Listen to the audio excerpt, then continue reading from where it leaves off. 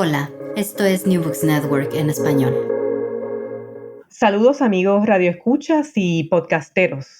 Bienvenidos a un nuevo episodio de New Books Network en español. Mi nombre es Zaira Badillo Castro y soy su anfitriona.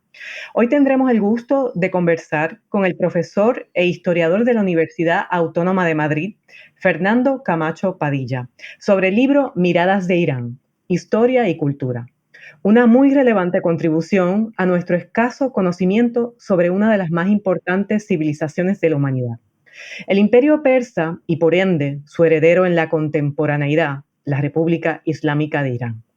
Pero no nos confundamos, este libro cruza fronteras y nos demuestra la riqueza cultural de este hermoso país a través de sus muchas gentes, los persas, pero los asirios, los armenios, nos habla de sus diásporas, de una producción artística activa y rica, con diversas influencias, que se nos presenta a través de la literatura, de las artes visuales y de la pantalla grande, con la apuesta cinematográfica que les ha ganado varios Óscares y reconocimientos a nivel mundial.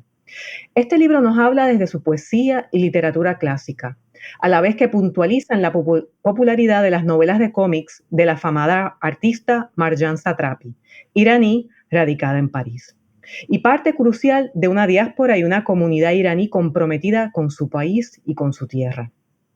Este libro es testimonio del importante legado de la cultura persa hoy en día y ayer, más allá de las fronteras actuales de la República Islámica de Irán. Es conocido, mayormente entre especialistas, que este legado sobrevive y se celebra en las tierras que en un momento formaron parte de este imperio, como es la actual República de Azerbaiyán, o entre los pueblos de Asia Central, Afganistán y Pakistán. Por eso incluir un estudio del poeta nacional de la actual República de Azerbaiyán, Nizavi Ganjavi, poeta persa, nacido en la ciudad de Ganja en el siglo XII y con una prolífica carrera literaria. La herencia de la cultura persa prevalece a través de fronteras nacionales y nuevas identidades culturales, como demuestra ese capítulo sobre Nizam Ganjavi. Miradas de Irán, publicado por la editorial Catarata en España, con el apoyo institucional de la Universidad Autónoma de Madrid, es un proyecto insigne liderado por 4 editores o coordinadores, entre los que se encuentra nuestro invitado Fernando Camacho, a quien entrevistaremos en un momento, pero que incluye a otros 3 profesores y especialistas en el tema de Irán y las relaciones internacionales, como Fernando Escribano Martín, Nadira Falsamni Hayardobon y José Luis Neila Hernández. El libro cuenta con 3 partes, comenzando con estudios históricos, una segunda parte en estudios literarios y por último una aportación al tema de los estudios visuales.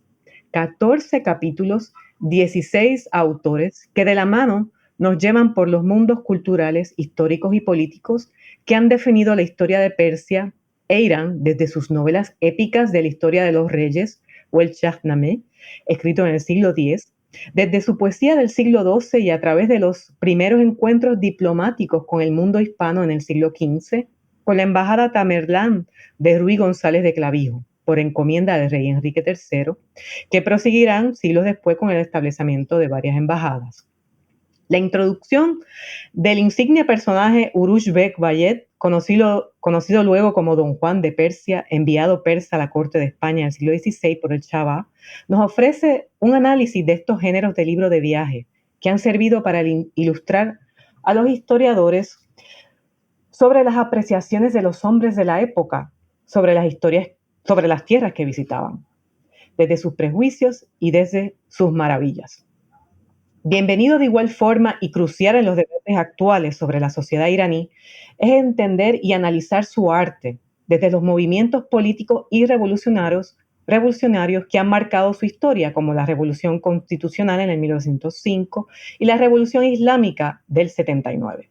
No cabe duda que este libro ofrece muchas miradas de la complejidad y riqueza de esta tierra, y su publicación es indudable de gran importancia en el desarrollo de los estudios sobre Irán en el espacio hispano. Y agradezco como especialista el empeño de los editores en lograr una colaboración tan diversa, donde las voces de los especialistas iraníes estén presentes junto a sus colegas hispanos.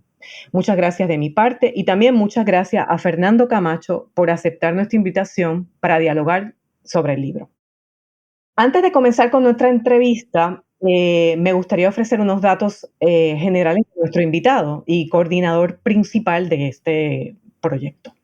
El profesor Fernando Camacho es licenciado en Historia por la Universidad de Sevilla, diplomado en Estudios Latinoamericanos por la Universidad Autónoma de Madrid y doctor en Historia por la Universidad Autónoma de Madrid y la Pontificia Universidad Católica de Chile. Su experiencia académica ha transcurrido en Suecia, donde ha sido profesor de las universidades de Estocolmo y de Alarma en materias de estudios hispánicos y latinoamericanos. También ha sido profesor colaborador en la Universidad de Södertörn y la Universidad de Uppsala.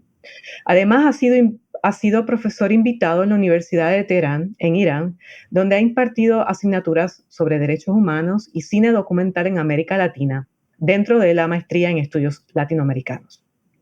Ha ofrecido distintos cursos y conferencias, entre otras en las universidades de Costa Rica, la Universidad de Punjab en Lahore, Pakistán, en la Universidad de Lenguas de Azerbaiyán en Bakú, la Universidad de Lovaina en Bélgica y la Universidad Humboldt en Alemania. Entre noviembre del 2013 y enero del 2015 hizo un postdoctorado en Sud y en el Instituto de Estudios Avanzados de la Universidad de Santiago de Chile sobre el papel que jugó Suecia en la recuperación de la democracia y la defensa de los derechos humanos en Chile. Su investigación se centra en los múltiples efectos que han tenido las relaciones internacionales en las crisis políticas, tales como las experiencias revolucionarias y los golpes de Estado. En este sentido, se interesa por la repercusión internacional de las violaciones a los derechos humanos cometidas por regímenes autoritarios en toda su dimensión, con una especial atención al fenómeno del exilio chileno y a la reacción sueca frente al desarrollo político de Chile durante las décadas de los años 60 y 70.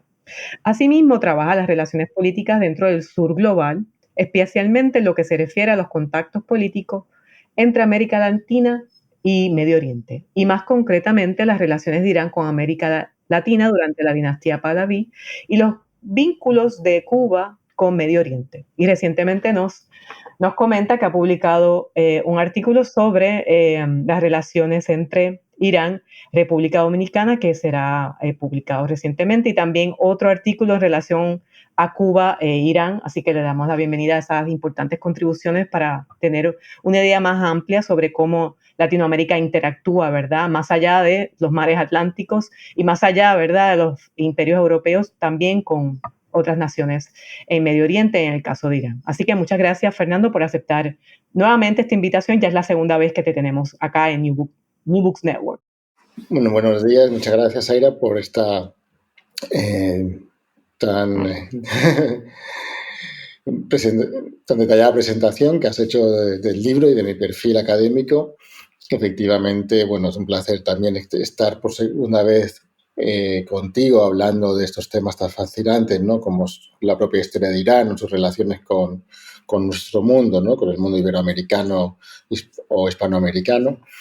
Y además, como conversamos en la ocasión anterior, pues es un trabajo también plural, ¿no? Un colectivo, un mosaico, ¿no? de académicos, cada uno especializado en áreas distintas, pero todos con un trasfondo común que es la historia de Irán. Entonces, bueno, pues nos alegramos los coordinadores que os hayáis interesado en analizar y en hablar un poco sobre lo que fue este proyecto. Así que encantada de compartir contigo y con los oyentes pues un poco la historia, ¿no? El trasfondo o la génesis de lo que fue esta publicación. Muchas gracias. Bueno, a mí me gusta seguir el formato de New Books Network en términos a cómo llevamos la entrevista y además me parece siempre muy interesante conocer cómo los autores, ¿verdad?, llegan a sus temas, ¿verdad?, y cuál ha sido su trayectoria, ¿verdad?, académica. Por lo tanto, pues me gustaría conocer un poco más de tu trasfondo académico y que aquellos que nos están escuchando, ¿verdad?, cuál fue tu preparación, dónde estudiaste, y cuáles fueron, ¿cómo decir? ¿Cuáles fueron los motivos que te llevaron a adentrarte tanto en la historia de Irán y querer trabajar estas publicaciones? Un poco si nos pudieses dar un breve trasfondo académico, ¿verdad?, de tu experiencia, pero también de la misma forma cuentes cómo es que te aventuraste, ¿verdad?, a llegar a estos mundos persas. Sí, es una, en realidad es una vieja larga historia, pero voy a intentar sintetizar al máximo posible para no alargar demasiado, quitar tiempo a lo que es el objetivo del encuentro, que es el libro. Pero claro, como has señalado, ¿no?, en la presentación biográfica que has hecho, pues mi perfil es fundamentalmente latinoamericanista, más que nada. Y efectivamente eso me considero. Yo no pretendo ni de lejos ser eh, un especialista de Medio Oriente, no hablo ninguno de los idiomas, ni comprendo algunas palabras, y evidentemente me sé manejar algo, pero de ahí a investigar o algo un poco más profundo, no. Entonces yo la mirada que hago siempre es foránea, ¿no? Hago una mirada interna y siempre trabajo por relaciones exteriores o relaciones culturales, en fin, este tipo de aspectos que hacen que, con los idiomas que ya yo manejo, que son fundamentalmente europeos, sí pueda acceder a fuentes que sean interesantes, pero siempre me faltará esa cosa ahí más interior que es lo que me impide a mí llamarme especialista en Medio Oriente. Entonces, pues podría decir que soy latinoamericanista o también ya últimamente más me defino como un globalista, ¿no? Centrado en la historia global, no solamente de Latinoamérica regional, sino global. Y bueno, y mi relación con Irán más concretamente empezó cuando yo era profesor en Suecia, dado que allí conocí a bastantes iraníes, tuve muchos alumnos iraníes en la universidad, aunque ya conocía a algunos también de cuando vivía en España. Y es un país que, bueno, pues está muy presente en los medios, tristemente por las tensiones políticas, pero bueno, también cuando uno estudia la carrera de historia, evidentemente Mesopotamia y la antigua Persia, pues está en los planes de estudio de las asignaturas que uno cursa. Entonces, leyendo bastante en prensa, viendo noticias y sobre todo poco a poco insertándome en lo que fue la historia contemporánea de Irán, me di cuenta que había muchos paralelismos con Latinoamérica, sobre todo en la segunda mitad del siglo XX, ¿no? Lo que era pues un régimen autoritario, el del Shah, sometido mucho a la voluntad de los intereses de Estados Unidos o de Occidente, el golpe de Estado contra Mossadegh en el 53, muy similar al que ocurrió contra Arbenz en Guatemala en el 54. Bueno, pues un poco la dinámica de la Guerra Fría me daban a entender que Irán tenía, más allá de sus propias características sociales y religiosas, sí un fenómeno de un desarrollo político e ideológico similar a lo que se daba en Latinoamérica y sobre todo en los países del Cono Sur. Yo trabajaba mucho en Chile y encontramos muchos paralelismos también. Entonces decidí, pues, en mi afán de conocer el mundo y sobre todo con experiencias desde dentro, puesto que no me gusta hacer más turismo, ¿no?, en países complejos y no me gusta profundizar al máximo posible. Por eso que cuando has señalado en mi perfil también aparecen experiencias en Pakistán, en Azerbaiyán y en otros tantos. Ahora, de hecho, vivo en Portugal por 2 años.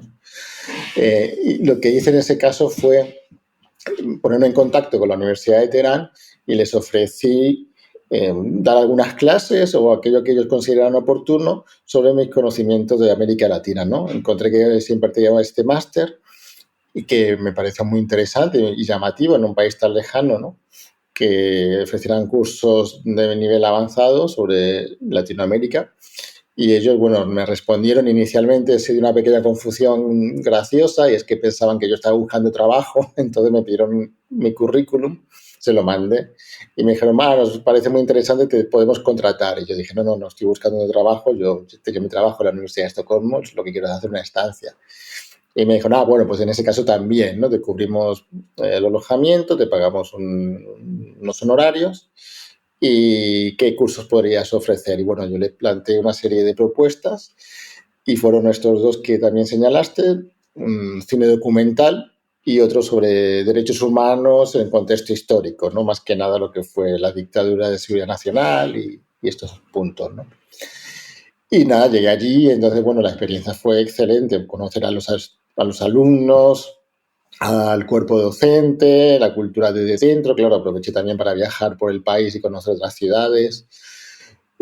Conocía, bueno, gente también vinculada al mundo de la cultura. Entonces, bueno, fue fascinante y luego, bueno, regresé a Suecia intenté formalizar un poco las relaciones desde la Universidad de Estocolmo con la Universidad de Teherán. Desgraciadamente, las personas con las que hablé en la Universidad de Estocolmo no tuvieron el más mínimo interés,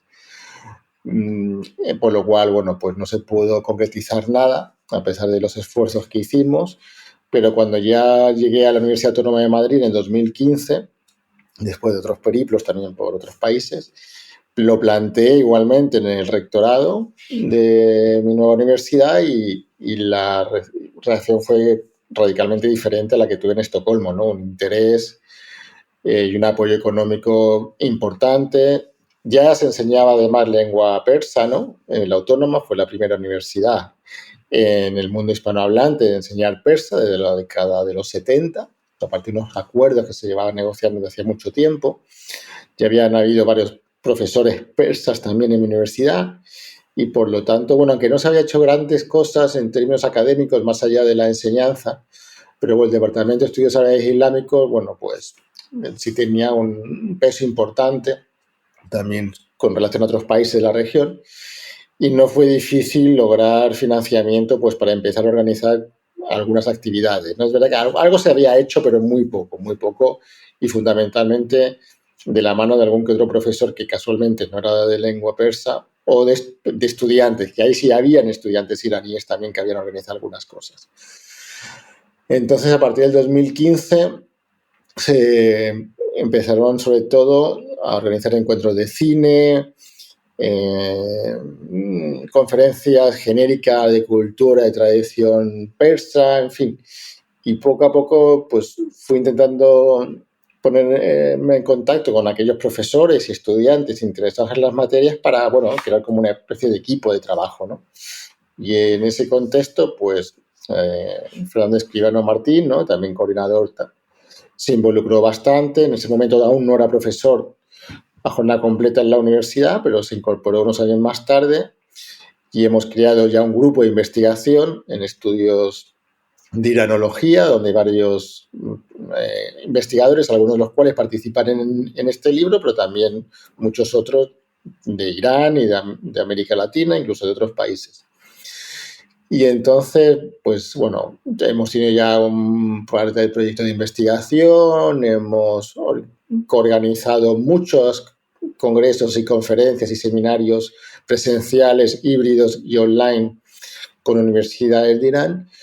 Y debo decir que fundamentalmente nuestra contraparte, si bien mis primeros pasos fueron con la Universidad de Teherán, luego me fui dando cuenta que era más fácil la colaboración con la Universidad de la Meta Batabáy. Es una universidad muy buena, muy prestigiosa, un poco más pequeña, eso sí, y tiene la ventaja que es mucho más ágil y la coordinación y la comunicación es mucho más rápida, ¿no? Que a veces estas universidades tan grandes, pues a veces organizar actividades son un poco complicadas y lentas, entre muchas otras cosas, ¿no? Entonces, tampoco nos han llegado, debo decir, muchas propuestas de universidades iraníes para firmar convenios y acuerdos con la autónoma, porque ya se ha convertido en un referente en Irán, ¿no? Cuando en Irán hablan de una universidad española, pues casi siempre el nombre que aparece es la autónoma, porque sí hemos tenido una presencia relativamente importante en los medios de comunicación iraníes. Cada vez que hemos ido a organizar alguna actividad, alguna conferencia allí,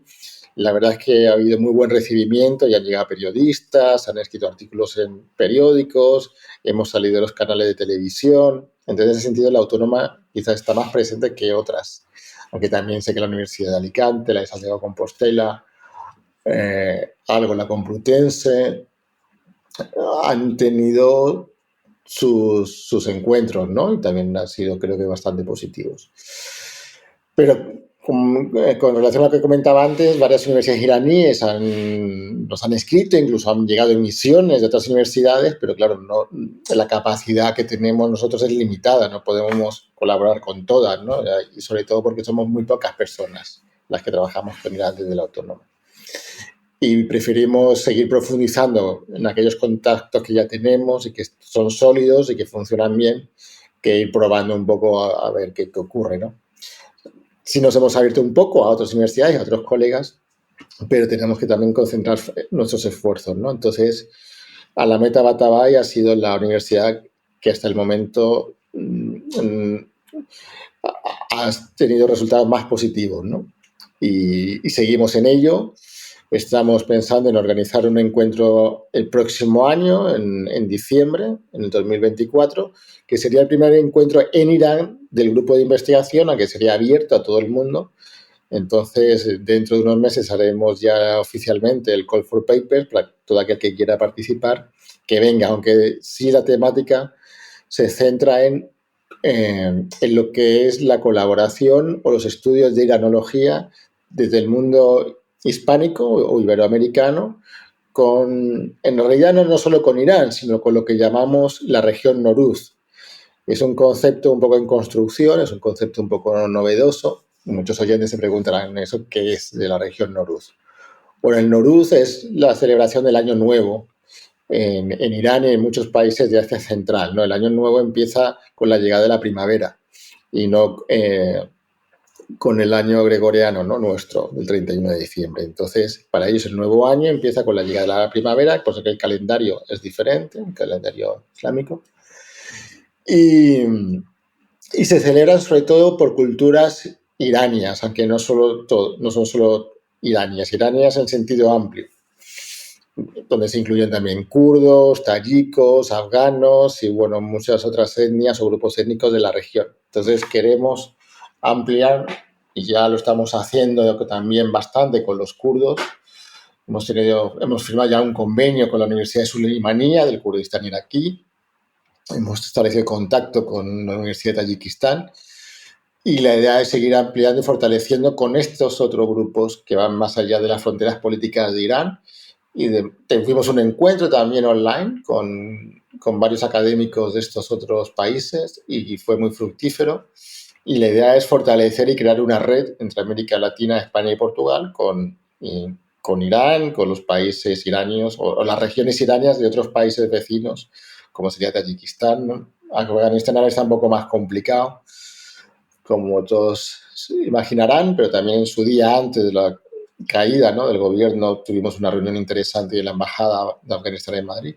Bueno, y con el Kurdistán iraquí, en fin, con todo aquel que se quiera sumar y en la medida de nuestras posibilidades y las de ellos, la idea es seguir en esta línea y creo que hay mucho trabajo por hacer. Esto que mencionas del concepto de región Noruz, me parece muy importante porque recientemente tenía una conversación con una estudiante, ¿verdad?, alrededor de ciertos conceptos, ¿verdad?, en relaciones internacionales que nosotros reciclamos al español sin entrar en un debate analítico si ese concepto es el adecuado para nuestra lengua, ¿no?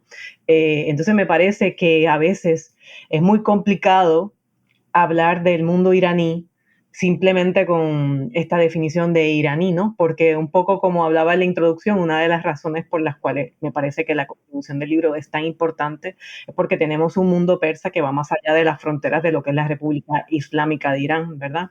Y por eso menciono el caso del poeta nacional de Azerbaiyán, Nizam Ganjavi, ¿no? Que se considera parte del legado de la identidad cultural de Azerbaiyán, pero es un poeta persa, ¿verdad?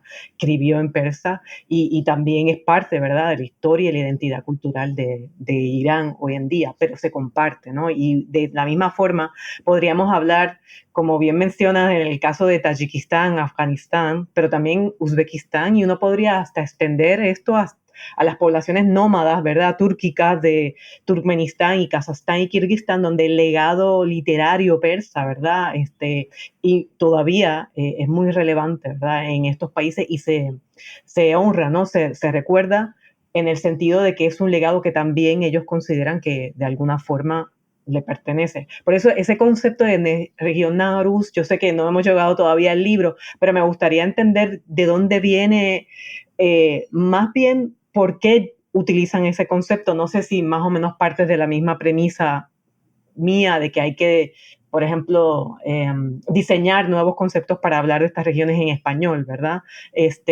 Yo sé que hace unos años, ya diría una década, ciertos estudiosos o estudiantes recién graduados, ¿verdad?, que trabajaban en Afganistán y tanto con el subcontinente indio y tanto con Asia Central, empezaron a trabajar este concepto de Persianate Societies, ¿no? Que en español yo he tratado de utilizarlo y veo que es persianada, me parece, sociedades persianadas, algo así que se escucha muy foráneo, ¿no? Pero me parece que en el momento dado en que Persianate Society, ¿no?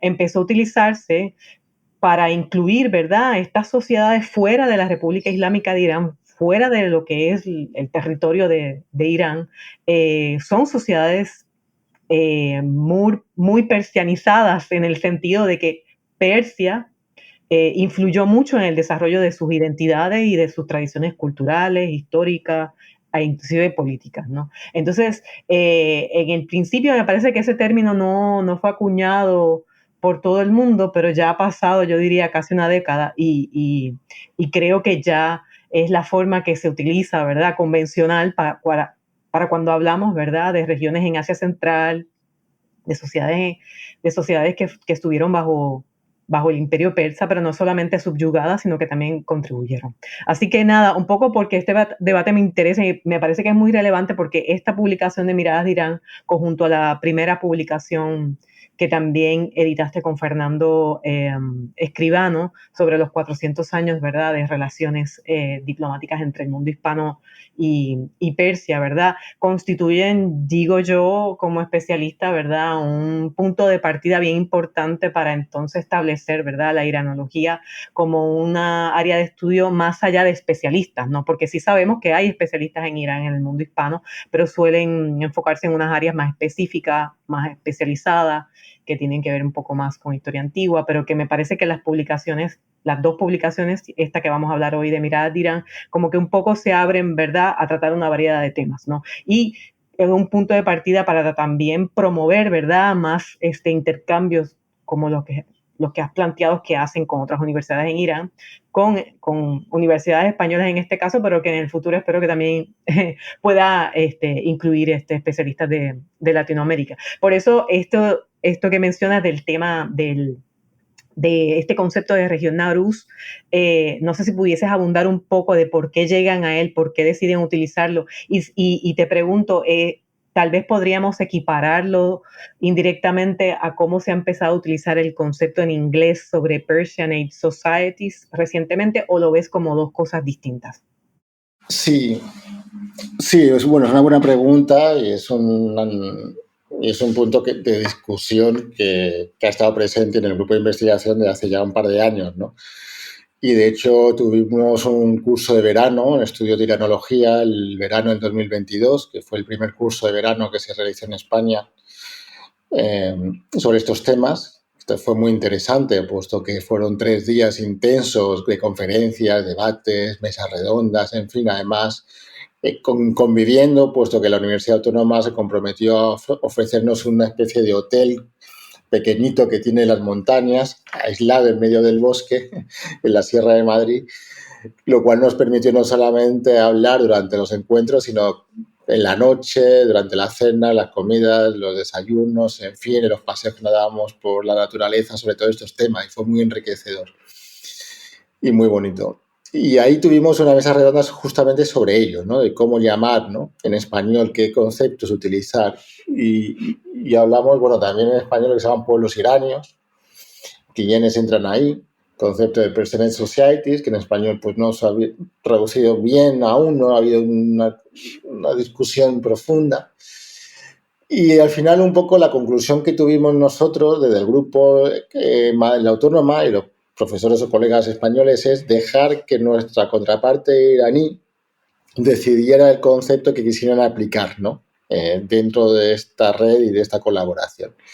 Entonces, una de las integrantes del grupo, que es Mandana Tishayar, que fue además la vicerrectora de Relaciones Internacionales de la Universidad de la Meta Batabay durante muchísimos años, y que su especialidad es justamente Asia Central, y tenía ya una colaboración bastante fuerte con colegas de distintas universidades de la zona, nos vino a decir que el concepto con el que ellos se sentían más cómodos desde dentro era el concepto de región Noruz. Pensaba que incluso el concepto de Persianate Societies, que igual le gustaba, pero veía que eso era una construcción principalmente hecha en Europa, en la que también participan muchos académicos de la zona, ¿no? Muchos académicos iraníes, algunos exiliados o de otros países, pero veía que no era un concepto plenamente desarrollado desde dentro. Entonces, ella comentó que prefería usar el concepto de región Noruz, con la cual también colegas de otros países se sentían más cómodos, porque lo de Persian Aid al final decían que lo seguían asociando como a Persia, y ellos mmm, tienen una actitud un poco, algunas veces, lo que ella comentaba y también lo que hemos observado, ideologizada o politizada, y creen como que de alguna manera el nombre de iranio o persa como que les hace creer a los no iraníes o persas que se intenten de alguna manera como apropiar de ellos, ¿no? Como si fuera una especie de concepto de alguna manera neocolonialista de alguna manera, ¿no? Culturalmente hablando. Entonces preferían buscar una palabra que fuera neutral, con la que nadie se sintiera de ninguna de las maneras integrado, ¿no? En un concepto con los que ellos creen que no forman realmente parte, aunque sí lo entienden, ¿no? Y eso también nos pasa a nosotros con los kurdos, ¿no? Y con el debate que tuvimos con relación al grupo de investigación. Y entonces, claro, al hablar de pueblos iranios, los kurdos decían, bueno, por eso de iranios son, porque como muchas veces las discusiones se hacían en inglés, dicen, es que no somos iraníes. Digo, no, ya sabemos que no sois iraníes. Entonces intentábamos explicar que el pueblo iranio va más allá de Irán. Pero si no son académicos de las ciencias sociales, están muy metidos realmente en la historia y en el pasado común, no les termina por gustar. Pero cuando decíamos Nowruz, ahí sí. Ahí no hay ninguna duda porque nos encanta Nowruz, celebramos Nowruz y eso es un referente cultural nuestro porque todos se apropian del Nowruz como si fuera de ellos. Entonces ahí no había la más mínima tensión al respecto. Entonces al final dijimos, pues ok, si ellos prefieren que usemos región Nowruz, pues región Nowruz. Aunque en el grupo de investigación sí seguimos llamándonos grupo de estudios sobre... Bueno, pusimos por los pérsicos, también un poco, porque pérsicos sonaba un poco menos politizado a ellos que eran pueblos iranios. Entonces, queremos una especie de constructo, ¿no? De pueblos pérsicos. Pero era también para intentar evitar discusiones que para nosotros eran un poco innecesarias, ¿no? También se dio en parte con las conversaciones que tuvimos con los afganos, ¿no? En la embajada, recuerdo. Entonces, bueno, es verdad que hay muchas susceptibilidades al respecto y creemos que seguirán habiendo discusiones a futuro, y lo que sí nos gustaría desde el grupo de investigación, y bueno, quizás tú misma podrías formar parte, es crear algún tipo de encuentro específicamente con muchas ponencias, sobre todo de hispanohablante, de cómo definir la región en español, o lengua castellana, e incluso sacar algún tipo de publicación, ¿no?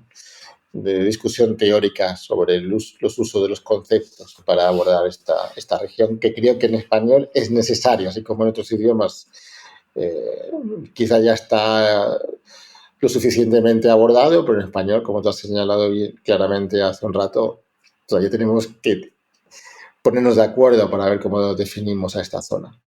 Sí, no, ese debate es, como dicen, una asignatura pendiente y yo creo que urgente, porque Irán, como comentamos, ¿verdad? Y sus relaciones con Latinoamérica, pues han ido evolucionando y me parece que ya deja de ser como que un ente incógnito, ¿no? Y yo creo que sí que es el momento para entrar en ese debate. A mí me gusta el término Nowruz. Yo pensaría que tal vez da una impresión muy cultural, sobre más estudios culturales, pero yo creo que es importante nada más empezar el diálogo y hacer propuestas. Así que gracias por esa explicación. Yo creo que es muy importante dentro del contexto de todas estas publicaciones.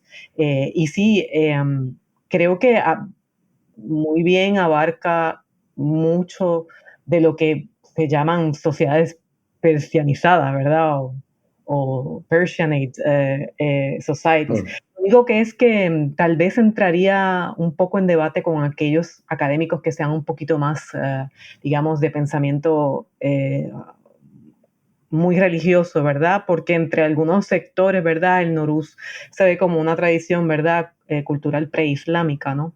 Y en algunas ocasiones, pues, se quiere como acabar, ¿verdad? No acabar, pero eliminar la importancia que ha adquirido para muchos pueblos como una forma de recordar, ¿verdad? Un pasado cultural que fue muy, muy rico, ¿verdad? En su desarrollo de identidad, en el caso de Asia Central, de Azerbaiyán, pero también dentro de Irán. Por eso que pienso que es un término que vale la pena debatirlo, pero que también es importante, ¿verdad?, tener ese espacio de discusión porque puede ser también muy polémico para algunos sectores. Mm. Así que nada, para movernos ya un poco para empezar a hablar del libro, pero importante este trasfondo, ¿verdad? Porque como ya hemos hablado, es el segundo libro que editas, que es un libro que tiene 16 autores, ¿verdad? Que hay 2 capítulos que son coescritos, ¿no? Son 14 capítulos, 16 autores, es como que un proyecto magno, ¿no? Inmenso. Entonces quisiera preguntarte cómo fue el proceso, cómo se contactan, porque veo que entre los autores, ¿verdad? Y es algo que creo que también es una contribución muy importante, no solo son autores hispanos, sino también son autores iraníes. Así que no sé si nos pudieses hablar un poco en términos de la logística y cómo se contactan, por qué se contactan algunos y cómo surge la idea de agruparlos, ¿verdad?, en esta publicación. Sí. Bueno, el libro tiene un trasfondo muy parecido a la historia que comenté antes sobre el comienzo de nuestras actividades de extensión con relación a la historia y la cultura de Irán. A la vez que se organizaban y se promovían estos encuentros sobre cine, cultura persa y la autónoma, tuve la idea de, bueno, pues hacer una primera publicación, recoger alguna de estas ponencias, ¿no?, de esos trabajos en un libro, dado que hay pocas publicaciones en español profundas sobre Irán. Pues hay relatos de viajes, hay guía de turismo, o hay algunas descripciones bastante genéricas, ¿no?, pero que hablan un poco siempre de los mismos temas. Mientras que aquí, al ser académicos de los 2 países, pues cada uno podría profundizar un poco más, ¿no?, a través de trabajos de fuentes primarias o de análisis de obras literarias, de lo que es realmente Irán. De esta manera, cuando ya teníamos un par de encuentros realizados, pues le dije a varios de los colegas de por qué no dábamos una salida, ¿no?, en formato libro a estos trabajos, a estas iniciativas, para dejar un legado, ¿no? Un legado pues que la gente pudiera leer, ¿no? Y entonces hablé con la profesora de lengua persa, con Naderef Arsamnia, de la Autónoma, y con este otro colega que también apoyó en uno de los encuentros, José Luis Neila. Él no trabaja realmente en Irán, pero se interesó mucho en apoyarnos en un encuentro a partir de un proyecto de investigación que él dirigía. Y entonces, bueno, decidimos seleccionar un poco los trabajos que fueron llegando, hablar con los ponentes, a los cuales yo conocía a la mayoría, no a todos, pero a la gran mayoría personalmente, puesto que los había invitado a estas actividades y, bueno, pues quedaron encantados y muy motivados. Entonces, la mayoría de esas contribuciones de la obra se corresponden a las propias presentaciones, pero ya mucho más trabajadas, mucho más elaboradas, mucho más sólidas, ¿no?, puesto que hacen ya referencias académicas, en fin, no es un libro de actas como pasa en congresos. Esto después es una elaboración mucho más minuciosa. Y entonces, bueno, pues nos costó, la verdad, es que un tiempo, ¿no?, puesto que esta era la idea del primer libro y luego fue el segundo, el que iba a ser el segundo, al final salió primero, porque después tuvimos que, bueno, buscar financiamiento y una serie de cosas que lo retrasó un poco, pero finalmente la Autónoma, casualmente durante el COVID, pues algunas partidas del presupuesto no se llegaron a utilizar porque la universidad estuvo prácticamente cerrada, ¿no?, estuvo cerrada durante el confinamiento. Entonces, fondos que habían del Vicerrectorado de Relaciones Internacionales no se utilizaron para nada. Entonces, había ese remanente ahí, ese sobrante. Y, bueno, hice una propuesta al Vicerrectorado de utilizar parte de ese remanente justamente pues para sacar esta publicación dentro de la producción de la Autónoma vinculada al Vicerrectorado. Y la vicerrectora en ese momento, Carmen Lacalés, que es quien escribió el prólogo del libro, pues se interesó mucho. Ya había participado en varias de las actividades sobre Irán que yo había organizado y entonces quedó encantada y, por supuesto, nos entregó este prólogo con el que se comienza, o sea, el libro, ¿no? Quisimos también, pues, recoger un poco esta experiencia de iranología, o de estudio de iranología de la Autónoma. Entonces, la introducción, además de hablar un poco de los trabajos del libro, hace una especie de resumen, de recapitulación de lo que ha sido la iranología en España y más concretamente en la Autónoma. Entonces, una buena introducción, no es una cosa muy profunda, pero yo creo que hasta ahora es lo único que hay escrito en España donde se recoge un poco la tradición de estudio de iranología en España, hablando también, pues, de otras universidades, de otras asociaciones académicas, centros de estudio que trabajan con Irán o con la región, en fin, algunas otras obras que han salido también. Por eso que se llama Una mirada hacia Irán desde el mundo académico y cultural de España. Y, y luego, pues, la iranología no pertenece exclusivamente a una disciplina cerrada como podría ser la historia, la literatura, la filosofía o muchas otras, ¿no? Entonces, es verdad que quienes nos interesamos procedemos de distintas áreas. Pues de la historia somos muchos, pero también de los estudios visuales, también de los estudios literarios, en fin. Entonces lo decidimos organizar en bloques para dar un poco mayor consistencia al libro, que cada bloque sigue una lógica o cronológica o temática, ¿no?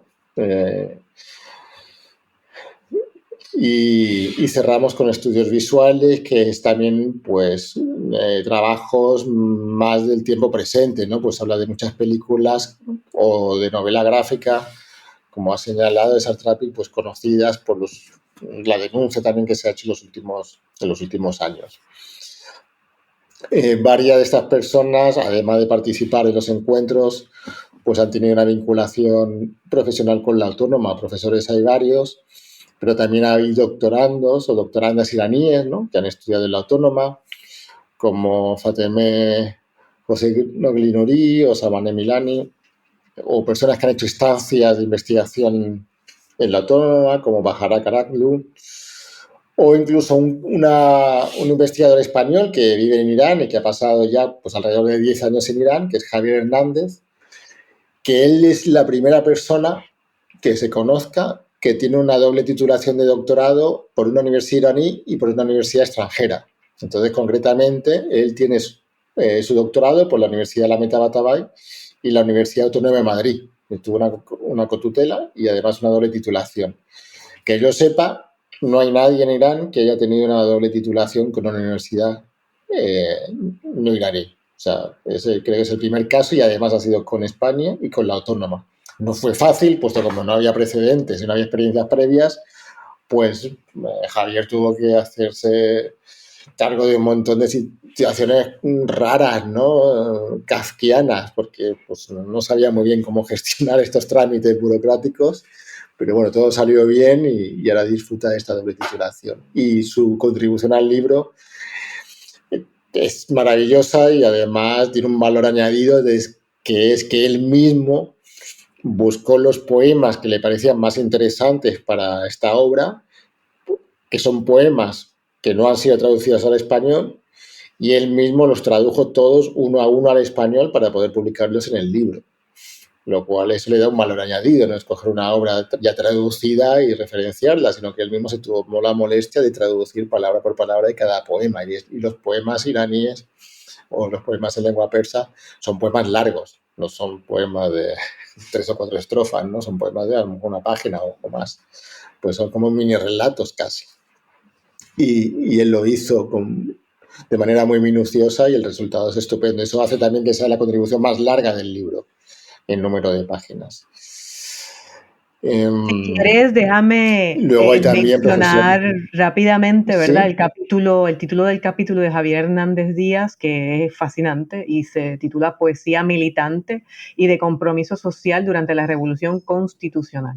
Y es ciertamente, como explica, una importantísima contribución, ¿no?, por el trabajo, ¿no? que lleva a cabo, pero también por su análisis y porque un poco introduce al lector hispano, ¿verdad?, sobre ese momento tan importante en la historia de Irán, que es la Revolución Constitucional a principios del siglo XX. Sí. Hay otros también doctorandos españoles, como Elena Pérez, que es quien escribe justamente el trabajo de Sartrapi, pero también de otras novelas autobiográficas que se han hecho por iraníes en el exilio.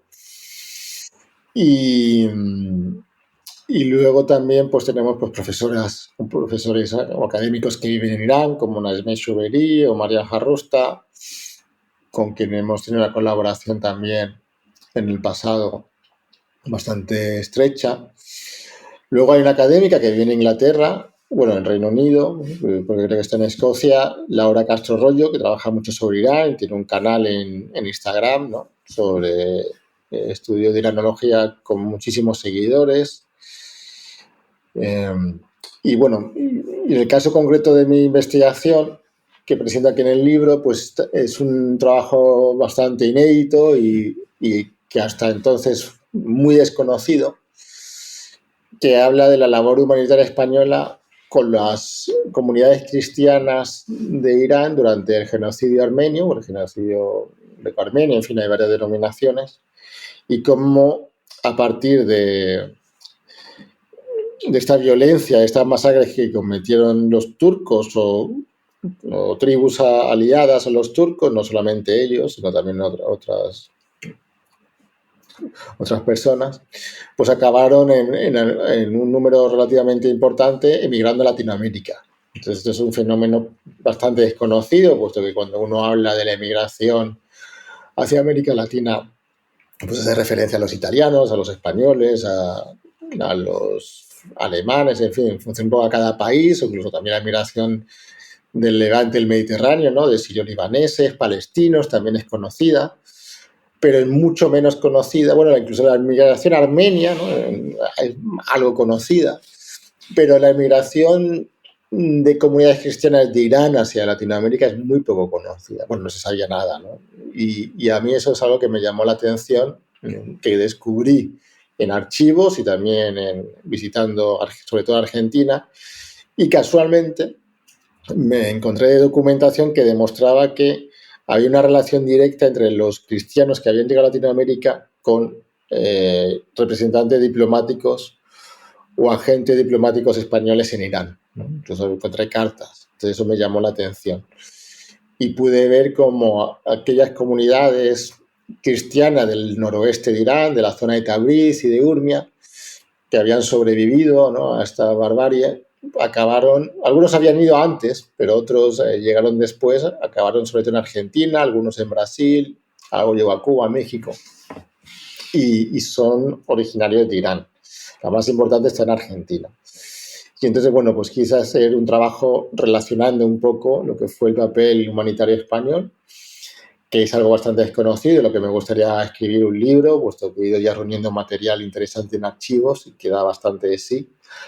Y luego, bueno, pues hice ese trayecto, ¿no?, hacia Latinoamérica que en parte lo empecé a conocer con anécdotas cuando investigaba, porque yo esto lo encontré investigando sobre relaciones Irán-Latinoamérica, ¿no? O sea, ese es en realidad mi punto fuerte con relación a Irán, y me llamaba la atención que aparecían armenios y asirios muchas veces en estos contactos de Irán. Incluso conocía en Irán, o bueno, conozco, y es amiga mía, una armenia iraní que habla con acento argentino. Y me dice, no, yo crecí en Argentina, pero soy armenio iraní.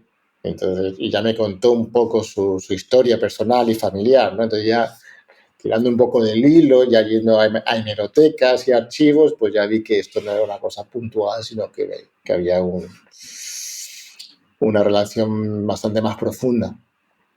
Pero bueno, que se invisibiliza un poco, puesto que las otras comunidades migrantes en Latinoamérica son mucho más grandes, ¿no?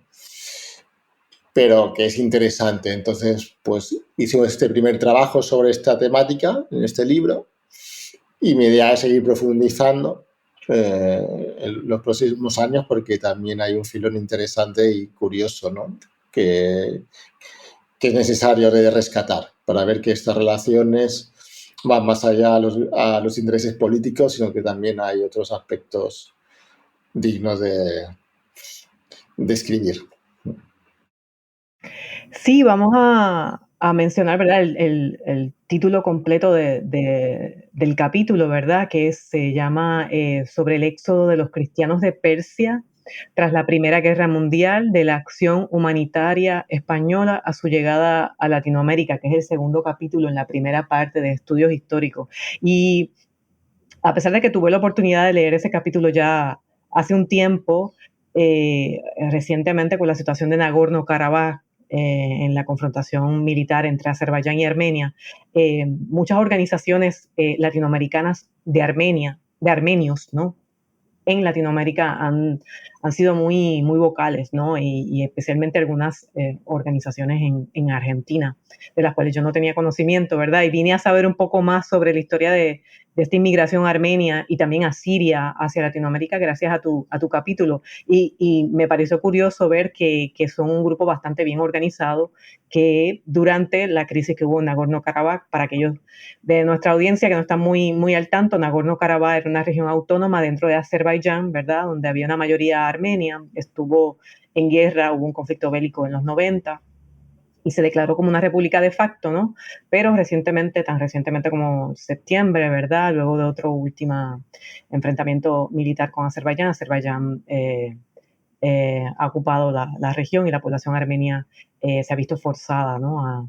A emigrar nuevamente, pero en este caso a la vecina estado de Armenia. Y un poco te quería preguntar sobre tu capítulo, porque no hay mucho conocimiento, ¿verdad? Tal vez sobre esta inmigración asiria, ¿no? Los asirios también reclaman que hubo un periodo de extrema violencia hacia ellos, ¿verdad? En el Imperio Otomano, y también abogan porque se le considere como otro genocidio, igual que el que es reconocido por muchos países en relación al genocidio del 1915, ¿no? Entonces, iba a pedirte que si brevemente le podrías dar un trasfondo, ¿verdad?, a nuestra audiencia sobre esta crisis de principio del siglo XX en plena comienzo de la Primera Guerra Mundial, ¿verdad? Para aquellos que no conozcan mucho de estas dos poblaciones y por ende, ¿verdad?, cómo en tu capítulo explicas muy bien cómo llegan a Latinoamérica, pero tal vez que entendamos, ¿verdad?, el trauma, ¿verdad?, que pasan estas poblaciones. Y en el caso de la población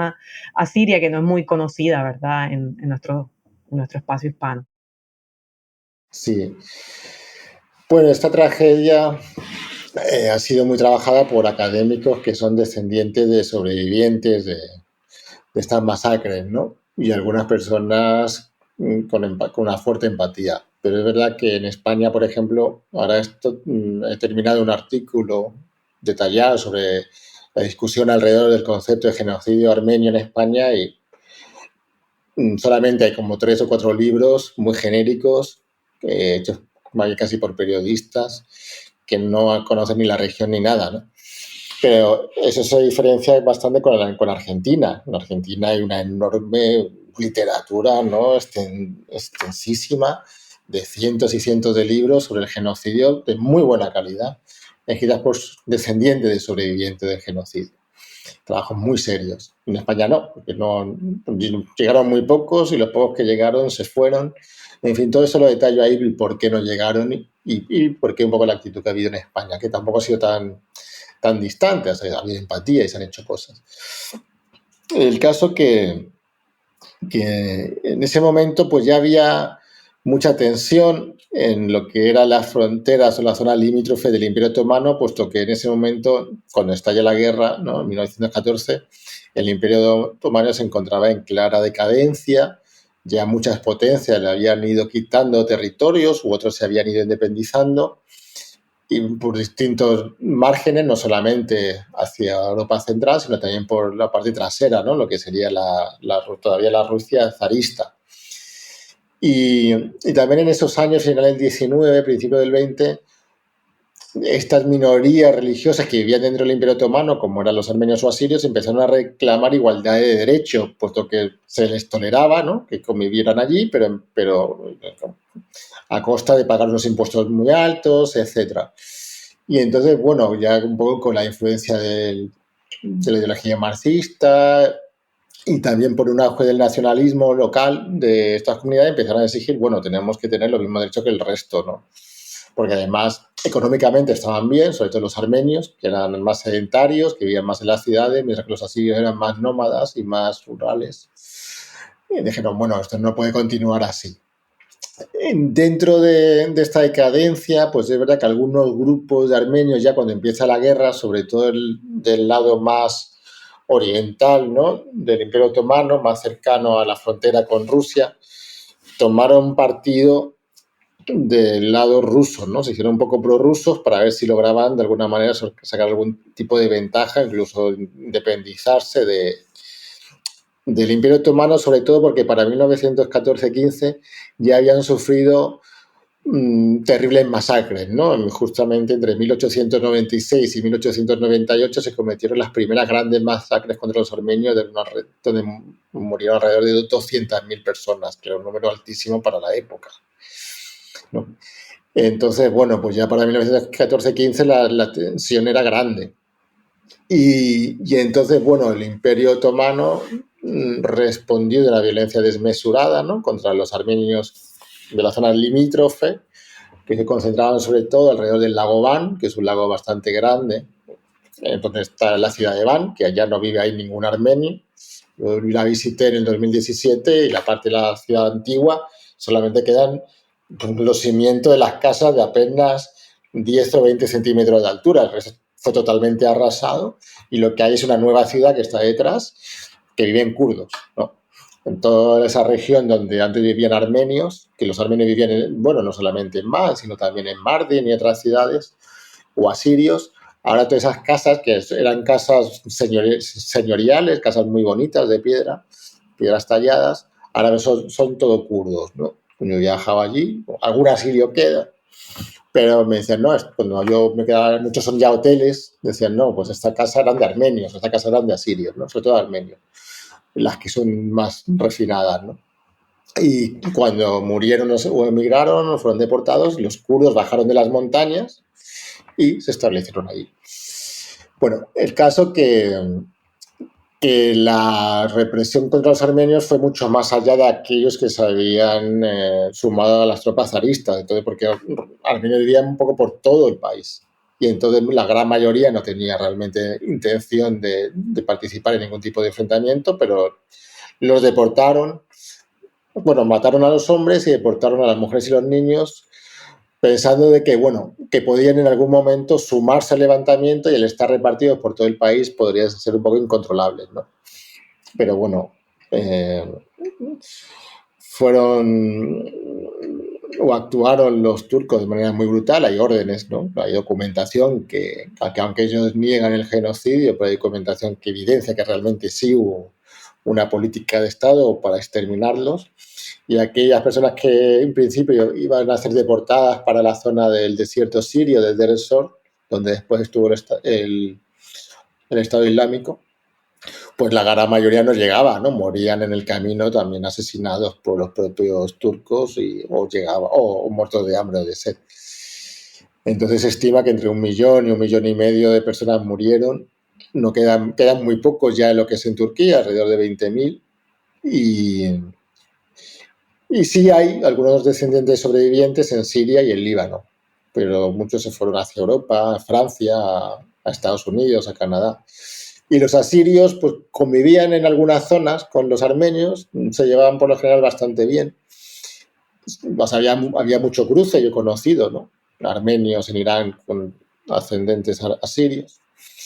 Y lo que pasa es que son idiomas distintos, o sea, son cristianos, pero son incluso corriente dentro del cristianismo.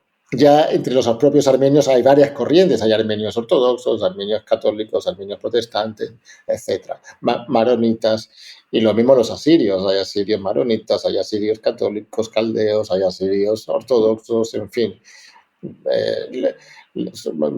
Es un gran mosaico, ¿no?, de corrientes del cristianismo entre estos dos grupos. Y entonces, bueno, para el Imperio Otomano, no lo dije antes, la Primera Guerra Mundial también la declararon como una yihad, ¿no?, como una guerra santa contra los infieles. Y en esa yihad, pues todo aquel que no fuera musulmán, pues tenía que ser degollado, ¿no? Entonces, pues ahí fueron asirios, armenios, griegos, sobre todo. Y el problema fue que cuando uno habla del genocidio se cree que es la Primera Guerra Mundial, pero la guerra duró también durante lo que se llama la Guerra de Independencia Turca, entre el 19 y el 23. Y en Irán es verdad que la Guerra de Independencia no afectó, pero sí esta zona del norte de Irán, del noroeste de Irán, fronteriza con Irak, fronteriza con Turquía, fronteriza con Najicheván, que es otra región de Azerbaiyán, pues fue muy inestable hasta 1921-1922. Había poca presencia del Estado persa, no tenían tropas ni nada. Entonces, varias de las masacres más terribles que se cometieron en la zona fueron incluso después, fueron en 1919. Y no fueron por turcos, fueron por tribus musulmanes de allí, ¿no? Entonces, bueno, es un tema que en español no hay nada o casi nada escrito, muy desconocido, pero que tiene una importancia e incluso una relación directa con nuestra historia, porque bueno, pues España estuvo allí presente en la zona, protegiendo a estas comunidades, y varios de estos sobrevivientes se establecieron en Latinoamérica. Hay algunas memorias que se han traducido, son interesantes al español, de armenios, que cuentan cómo pasan de Irán hasta Latinoamérica. Luego algunos de Latinoamérica acaban viviendo en Estados Unidos, la mayoría en California, porque no lo dije antes, pero para muchos de ellos el destino final en realidad no era Latinoamérica, era Estados Unidos. Lo que pasa es que había cuotas, en fin, había dificultades que no a todos les permitían entrar y entonces acababan en otros países, ¿no? Y se quedaban allí o años más tarde lograban cruzar y se iban casi siempre a California. Entonces, bueno, es una historia interesante, es una historia trágica, pero que también tiene interés y sobre todo relación con lo que estamos haciendo nosotros, ¿no? De recuperar esta historia, de estos vínculos también humanos, ¿no? Que hay entre las dos regiones. Sí, un poco ese capítulo me llamó la atención por el hecho de que no dejan de ser una comunidad bastante pequeña, ¿verdad? Dentro de todos los inmigrantes que recibe Latinoamérica a principios del siglo XX, pero en los últimos, diría yo, a raíz, ¿verdad?, de estos enfrentamientos con Azerbaiyán, que empiezan ya desde el 2016, a haber una serie de incidentes bastante peligrosos donde pone hasta cierto punto en riesgo, ¿verdad?, la sobrevivencia de este enclave en Nagorno-Karabaj, pues es que uno empieza a notar, ¿verdad?, el rol que asumen estas sociedades que se han formado de armenios, ¿no? Y asociaciones, es decir, para pedir, ¿verdad?, apoyo de parte de la comunidad en Argentina y de otras asociaciones también, creo que en Brasil, que me topé. Y por eso me pareció tan relevante el capítulo para entender un poco cómo llegan, ¿no? Y específicamente esta situación que ocurre, ¿verdad?, en lo que hablas de la región que está más próxima a Turquía, donde España pues tiene un rol en proteger a esta población. No sé si era un rol que asume porque son poblaciones cristianas o si tal vez era un rol que asume de carácter humanitario por la inestabilidad de la zona. Pero sí, no, es una importante contribución que da a entender un poco, ¿verdad?, el impacto que tuvo esta tragedia de estas masacres, ¿verdad?, eventualmente en la población que llega a Latinoamérica.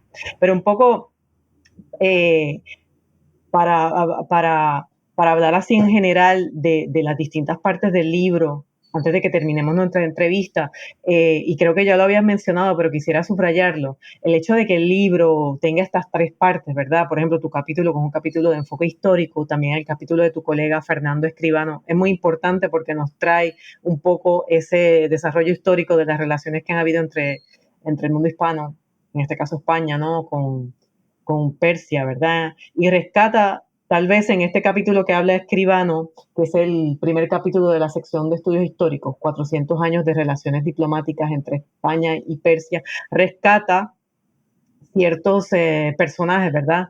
Como es Juan de Persia, Ruy de Clavijo, que es un poco más conocido, y también Rivadeneira, ¿no? Que son personajes que nos dejan, ¿verdad?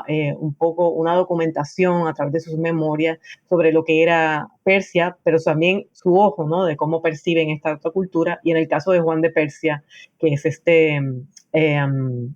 enviado de la corte del Shah, que se convierte al cristianismo y luego se queda en España también escribe, ¿verdad? Pero desde una percepción, desde una visión de extranjero. Y este capítulo de Escribano también rescata, ¿verdad?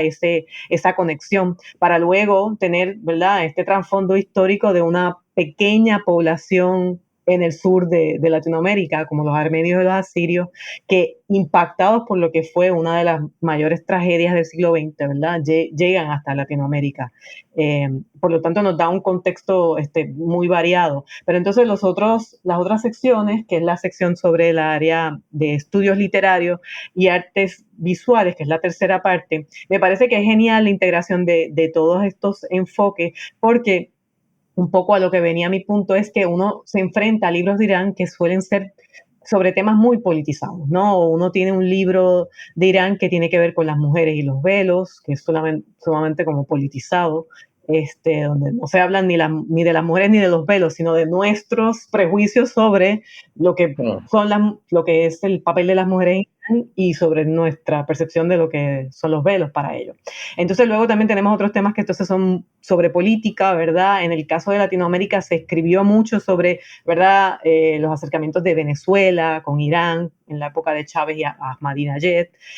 Y me parece que una de las fuertes del libro es que o nos ofrece unos capítulos históricos densos y muy completos, pero a la misma vez tenemos entonces una mirada de estudios literarios, ¿verdad? Donde entendemos su poesía, su literatura, influenciada, como bien hablábamos, por las experiencias políticas, como en el caso de la Revolución Constitucional, en el capítulo que hablábamos de Javier Hernández, ¿no? Como la poesía, ¿verdad?, está impactada por los sucesos que están transformando la sociedad tan temprano como la primera década del siglo XX. Pero entonces luego vemos en las artes visuales, en la tercera parte, ¿verdad? El cine iraní, que se ha vuelto como su embajador más popular, ¿no? El cine iraní está por todos lados, e inclusive en Puerto Rico el cine iraní, Puerto Rico, digo porque no tenemos una oferta de cine extranjero muy amplia, y el cine iraní desde principios de los 90 siempre ha estado presente no solo en los festivales, sino en los cines de arte, ¿no?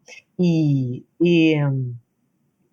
ha sido como la forma en la cual muchos puertorriqueños, ¿verdad?, han sido introducidos a un mundo que se ve como muy, muy extraño para nosotros. Y me parece esta combinación temática excelente, porque es una forma también de obligar al historiador a entender, ¿verdad?, por qué el cine es tan importante como medio de expresión, ¿verdad? Entender también su literatura, no solamente la más reciente, sino también entender, ¿verdad?, el canon literario clásico, ¿verdad?, que empieza con el libro de los reyes, Shahnameh, o Nisan Ganjavi, siglo XII, que son, como decir, literatura clásica, ¿verdad? Pero creo que el libro comprende, ¿verdad?, estas tres secciones que generalmente en las publicaciones en inglés están aparte, ¿no? Y nos obliga, ¿verdad?, a entender, a tener un marco más completo de lo que es la sociedad de Irán. Y aunque un poco nos comentaste que este libro y tanto el libro anterior se nutren de una serie de actividades que pudiste coordinar entre distintos académicos interesados en Irán. Te pregunto un poco como a manera de conclusión, ¿verdad? Si fue a propósito, si de entrada pensabas que tal vez esta forma de presentar el libro englobando estas tres áreas temáticas que muchas veces son disímiles en el sentido de que los especialistas no tendemos a tender puentes, ¿no? Y nos enfocamos mucho en nuestra especialidad. Si fue a propósito, ¿verdad?, un poco para obligarnos a tener esta mirada completa, o si fue por casualidad, o si fue alguna sugerencia de parte de los especialistas de Irán, o si fue de tu parte. Sí, sí. No sé si vas entendiendo un poco mi pregunta, ¿no? En el sentido de que si esta forma, ¿verdad?, de organizar el libro era un objetivo que tenías pendiente como editor. No, en realidad fue casual, pero funcionó muy bien, en el sentido de que la idea inicial siempre fue que cada uno presentara algo con lo que se sintiera cómodo o alguna temática que conociera con la profundidad suficiente que le diera legitimidad para presentarlo con un público académico. Aunque las actividades de nuestra extensión también tienen un objetivo de divulgación, ¿no?, que no son solamente discusiones muy profundas que la gente que venga de fuera de la universidad no lo entienda, sino que la idea también es a trabajar como un centro cultural de alguna manera. Y entonces, bueno, una vez que ya se organizaron, creo que fueron 3 eventos, los 3 primeros eventos importantes que tuvimos, pues conseguimos estos trabajos. Luego hubieron algunos, creo que 3 o algo así, que no llegaron a publicarse, puesto que no tenían la calidad suficiente. Pero nos encontramos con esta especie de puzzle, ¿no?, por llamarlo de alguna manera, de estos autores, y simplemente pensé, ¿no?, junto con otros colegas, bueno, ver qué estructura le damos para que tenga coherencia, ¿no?, que no sea simplemente como un listado de títulos que no tengan nada que ver unos con otros. Y se dio solo, ¿no? Vimos que los trabajos de historia, por lo general, coincidían de alguna manera, o si no, permitían comprender mejor el libro en toda su dimensión, o la cultura persa, por ejemplo, porque en historia, pues, la mayoría tienen que ver también con estas relaciones, pero también sobre cultura y cómo la cultura incide en la política, ¿no? O si hay un capítulo que ya se enfoca más en el zoroastrismo, pero no se puede entender Irán sin conocer el zoroastrismo, pues que el zoroastrismo tiene un peso cultural impresionante, ¿no? Entonces, y muchos de esos trabajos sobre el Shahnameh, sobre el propio Shirin, eh, todo, ¿no? El zoroastrismo está ahí. Entonces, este trabajo de la profesora Castro Rollo, aunque a lo mejor va un poco, está un poco distante de los otros 3, pero nos ayuda a entender mucho mejor el contexto de los trabajos que están en el libro. Lo de los trabajos de literatura, la verdad es que encaja muy bien unos con otros, puesto que se van relacionando, vinculando o dialogando también, ¿no?, de alguna manera, hasta llegar al presente, puesto que entra con el Shahnameh, que habla también un libro que habla del pasado, un poco en la edad moderna, la entrada a la edad contemporánea, con la revolución constitucional, y luego también un poco en el presente, con el último trabajo de Chauvery.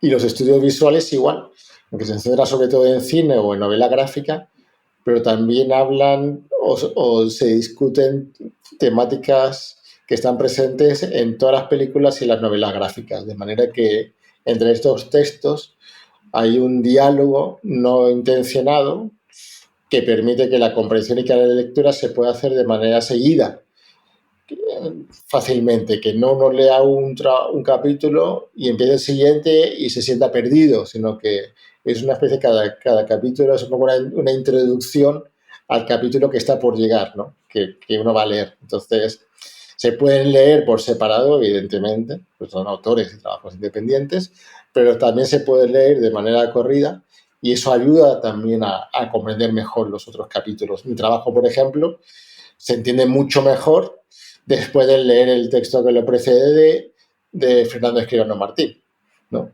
Y en mi trabajo, como yo también hablo un poco de religión, aunque hablo más del cristianismo, pero también de alguna manera ayuda a entender mejor el trabajo de Javier Gil, ¿no? Y así sucesivamente a lo largo de todo el libro. Ahora justamente tengo un amigo académico que lo compró hace poco y lo está leyendo, ya casi lo ha acabado, y es uno de los puntos que ha señalado, que dice, mira, son capítulos independientes, pero que parece que forman todos parte de un trabajo de un mismo autor, de alguna manera. No todos, pero casi todos, ¿no? Y eso yo creo que es un éxito que tiene el libro. El libro ha tenido, pues ya salió hace un par de años, la verdad es que ha tenido muy buena circulación. Lo hemos presentado en distintos foros, como Casa Asia y en otras universidades.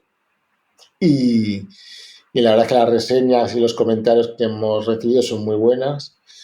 Y en muchas revistas académicas hemos tenido la suerte y nos ha dado la alegría de que ha sido reseñado el libro, ¿no? Yo creo que las revistas en español sobre Medio Oriente y mundo islámico, en todas ha salido alguna reseña sobre el libro.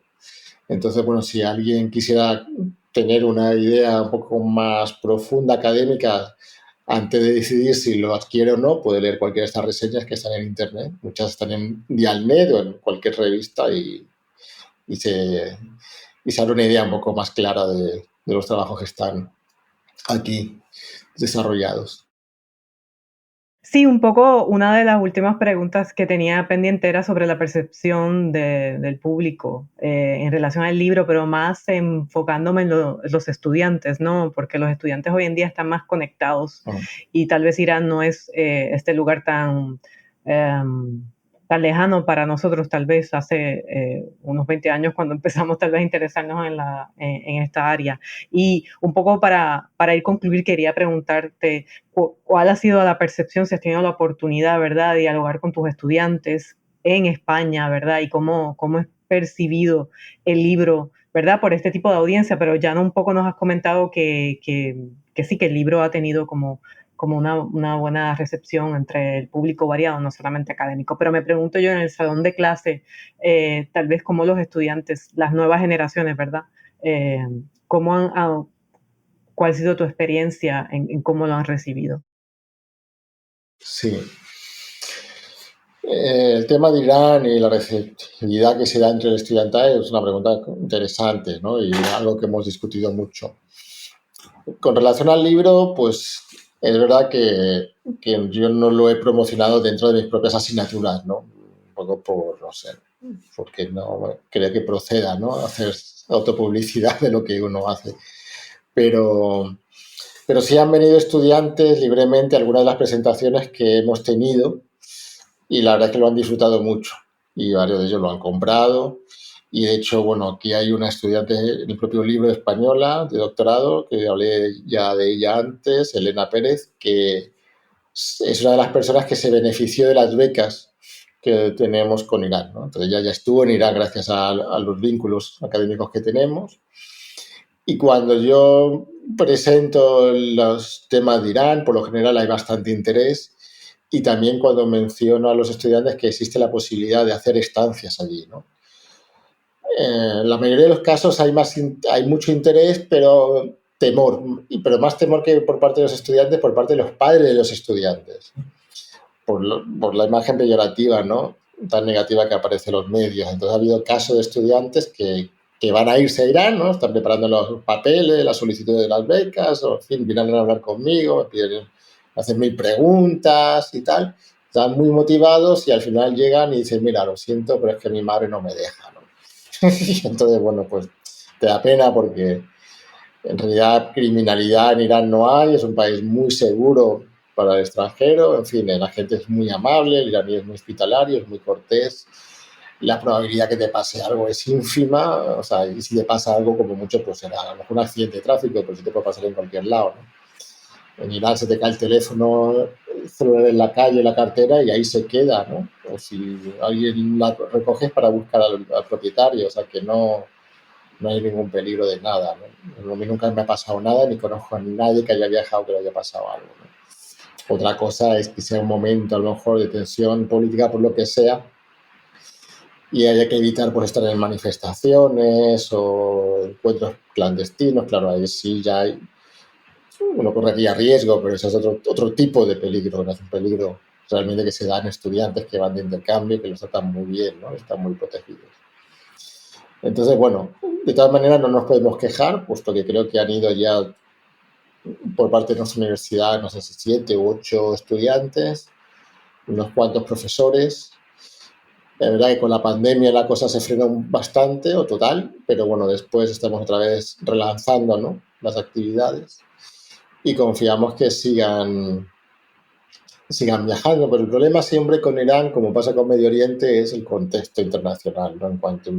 Y también otro problema es que la gente tiende a englobarlo todo, se cree que Palestina está dentro de Irán o que Israel está dentro de Irán, entonces ven que hay un escenario bélico y ya no van a ningún país aunque estén a 1000 o 2000 kilómetros de distancia, ¿no?, pensando que de alguna manera les puede afectar. Yo lo entiendo. Pero eso no ayuda, ¿no? Eso no ayuda. Y no ayuda, como señalabas tú, que hay muchos libros que están muy politizados, ¿no?, que politizan cualquier cosa sobre Irán. Lo mismo con lo académico, no entienden que el trabajo académico debe estar fuera de toda politización. Otra cosa es que nos pronunciemos y seamos solidarios con situaciones que se dan y lo hacemos y son necesarias. Pero no utilizar la universidad como un arma de guerra, sino al revés, ¿no? Yo creo que el objetivo de la universidad es construir puentes, ¿no?, y no derribarlos. Y gracias a estos convenios también han venido muchos alumnos de Irán a la Autónoma y les ha abierto los ojos, ¿no?, de una manera impresionante y les ha cambiado su manera de pensar de Occidente y de España, ¿no? y en todos los casos de intercambio que se han dado de una dirección o de otra siempre han sido positivos y a mejor. Nadie ha vuelto con prejuicios, ni con malas experiencias, ni con intenciones de hacer daño, sino ha sido exactamente todo lo contrario, por lo cual yo creo que si se busca un entendimiento y un diálogo es a través del contacto y no del aislamiento. Sí, no, y ciertamente las publicaciones, ¿verdad? Los intercambios y el hecho de que hay una colaboración conjunta, ¿verdad? Entre académicos de España y académicos que están en Irán o ya sea iraníes que están en España, pues como que es una posibilidad de no solamente crear puentes, pero de que haya una interacción, ¿verdad? De ambos lados y son estas contribuciones también las que influencian, yo pienso, a la sociedad en general, en el caso tuyo de España o en el caso mío, en el caso de Latinoamérica, ¿verdad? Tener este tipo de publicación de una variedad de temas, ¿verdad? Y ver que hay estos intercambios y estas reuniones, yo creo que eso es muy positivo, ¿verdad? Para tratar de tener otra visión de Irán, pero también para entender de que sí, que puedan haber diálogos que no necesariamente tienen que ver con lo político, ni entrar en controversias, ¿no? Así que muchas gracias por todo ese esfuerzo que han hecho para tener este espacio, ¿verdad?, de discusión y por las publicaciones. Entonces, un poco para ir ya terminando, me gustaría, además de agradecerte por haber eh, tomado de tu tiempo y hablar con tanto esmero, ¿verdad?, sobre toda la complejidad del libro, con un libro, como bien mencioné, de muchos capítulos, de muchos temas y que hemos podido ofrecer y te agradezco una mirada de Irán pequeña en esta entrevista a los a distintas temáticas, ¿no?, que trae, tanto de las artes visuales, de la poesía, como de la historia, y espero que aquellos que nos estén escuchando tengan la oportunidad de conseguir el libro. Yo voy a colocar el enlace en nuestra página de New Books Network para que lo puedan adquirir. Pero un poco para ir concluyendo, me gustaría, siempre terminamos con la misma pregunta, pero ya que tienes tantos proyectos en relación a Irán, sabemos que tienes varias ideas para el futuro, pero no sé si hay un proyecto en particular que quisieras compartir, que estás trabajando, ¿verdad? Que quisieras detallarnos más, ya sea de Irán o de cualquier otro tema. Es una forma de concluir también, pero es una forma también de dar a conocer, ¿verdad?, el trabajo que están llevando a cabo los académicos en el espacio hispano. Sí. Bueno, pues una pregunta para ir cerrando. Concretamente tenemos quizás tres proyectos en marcha. Con la Universidad de Alameda Batabay tenemos un libro que saldrá el próximo año, que ya está acabado porque se está editando, sobre relaciones entre Medio Oriente y América Latina. Entonces, bueno, es un libro más general, pero es fruto de una colaboración entre profesores de las dos universidades y sí hay varios capítulos que abordan relaciones de Irán con América Latina, pero también de países de la región con América Latina. Muy interesantes, la verdad, y inéditos, la gran mayoría. Luego tenemos este encuentro que ya hablé antes del grupo de investigación, pero que será como un llamado internacional, esperemos que grande, para diciembre del próximo año. En cuanto tengamos el Call for Papers te lo haré llegar, pues lo puedes difundir también. Y esperemos que sea como un momento, ¿no?, un primer punto de partida de la colaboración de la región iberoamericana con la región Noruz. Y luego ya un tercer proyecto que es un poco más a largo plazo, que está también ya aprobado y con recursos también recibidos, es otro libro sobre España e Irán, un poco más profundo que lo que hemos hecho, que lo haremos solamente el profesor Escribano y yo, que se va a centrar fundamentalmente en siglo XIX y principios del XX, más que nada durante la dinastía Hayar, ¿no?, de Irán. Habrá un capítulo de contexto previo, pero la idea es acabar más o menos con el golpe de Estado en 1925, puesto que también hay bastante material y queremos profundizar más en las publicaciones que vamos sacando, ¿no? Y ahí contamos ya con el apoyo de una fundación, ¿no?, de Iranian Heritage Foundation de Estados Unidos, que se interesó mucho justamente con esta idea. Entonces, bueno, estos serían un poco los tres proyectos más cercanos.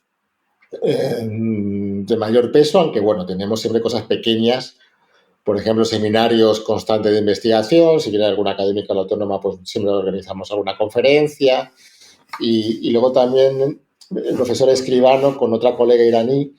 Esto sí es interesante, aunque no va dentro del marco del grupo, ni yo formo parte de ello, pero se está montando la primera gran exposición en la Biblioteca Nacional de España de manuscritos persas que se encuentran en colecciones españolas. Entonces, bueno, ya está anunciada en la página web de la Biblioteca Nacional y a partir de febrero podrá ir uno a la biblioteca y visitar una estupendísima colección en una sala hermosísima con todos los manuscritos persas que hay ahí, que se han ido rescatando o que han ido llegando a lo largo de distintos siglos, ¿no? De hace ya mucho tiempo, y sin embargo no sabían que existían o estaban medio perdidos, ¿no?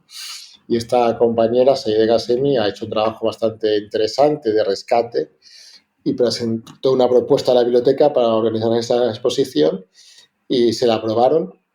Y además de exhibir los manuscritos, creo que van a publicar un catálogo con estos manuscritos, ¿no? Y con una buena cantidad de detalle e información. Así que, bueno, esto podría ser como un cuarto proyecto, pero que ya va más allá de mis actividades, ¿no? Pero son colegas con los que trabajamos muy de cerca. Sí, eso me parece genial. Dice que es en la Biblioteca Nacional de España, donde se va a llevar a cabo la exhibición. Sí, en Madrid. Desde febrero del 2024. Sí, si uno va incluso a poner en Google... Ok. Sí, si uno pone en Google manuscritos persas, Biblioteca Nacional de España, ya te sale la noticia. No, genial, genial. Me parece como que un momento pico, ¿no? ¿Verdad? De toda esta serie de colaboraciones y actividades y publicaciones y de repente con una exhibición de tal magnitud, pues es como que un momentum. Así que enhorabuena. Y nuevamente, pues quiero agradecerte que hayas a dialogar con nosotros y que un poco nos hayas introducido, ¿verdad?, a todo este mundo de Irán en España y todas las colaboraciones que se están forjando, ¿verdad?, para acercar más a ese país a nosotros, tanto a España como a aquellos que somos del mundo hispanoparlante. Y un poco para concluir, pues me gustaría también agradecer a todos los que nos siguen en New Books Network, en escuchar el podcast y si están interesados en adquirir una copia del libro Miradas de Irán, Historia y Cultura, editado por Fernando Camacho Padilla, Fernando Escribano Martín, Nadira Farsamnia Hayardobón y José Luis Neila Hernández, pondremos la información en la página de New Books Network para que puedan adquirirlo. Nuevamente, mi nombre es Zaira Badillo Castro, anfitriona de New Books Network, y hablamos con el profesor de la Universidad Autónoma de Madrid, Fernando Camacho Padilla, uno de los editores del libro, durante el día de hoy. Así que muchas gracias, Fernando, y gracias a todos los que nos escuchan. Bueno, muchas gracias, Zaire, y muchas gracias a los oyentes. Hasta pronto. Gracias por escuchar New Books Network en español.